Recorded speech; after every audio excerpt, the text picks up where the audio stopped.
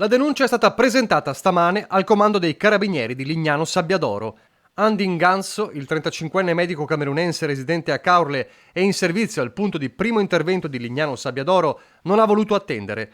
Troppa la rabbia, troppo il disgusto. Per lui, dal 2006 in un'Italia dove ha coronato il sogno della laurea in medicina e già in passato protagonista di denunce contro il razzismo subite da lui e da altri connazionali, quelle parole feroci sono state l'ennesima pugnalata. Le parole di un 59enne trevigiano, già lavoratore stagionale a Lignano, che il 17 agosto in piena notte si presenta in ospedale con diverse ferite dopo una lite in stato di alterazione e che si rivolge così al medico, rifiutandosi di farsi curare. Ciao negro, ciao. Negro bastardo schifoso, ciao.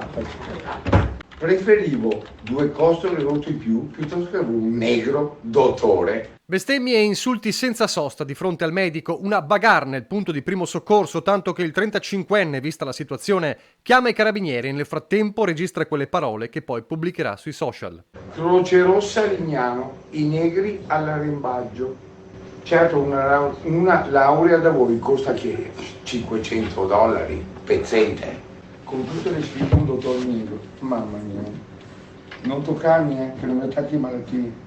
Assistito dal legale Cheti La Torre con studio a Bologna, il medico ha sporto denuncia confermando i fatti già riportati. Sull'accaduto le forze dell'ordine faranno rapporto all'autorità giudiziaria per una valutazione dei fatti da parte del PM della Procura di Udine.